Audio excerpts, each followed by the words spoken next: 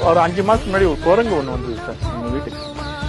அது என்ன ஆயிடுச்சுன்னா, இங்க பறவைங்களுக்கு நான் சாப்பாடுக்கிறதுக்கு பார்த்து இங்க வந்து வேர்க்கலை அப்பின்னு போகும். ஆமா, குரங்கு ஒரு 5 மாசத்துக்கு முன்னாடி வந்தது.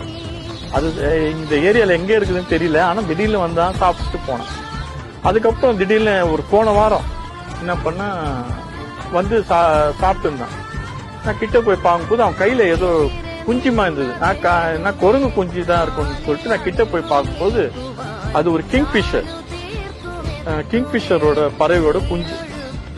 அது எங்கேயோ அது கூடுல இருந்து ஊழ்ந்துட்டு இருக்கு.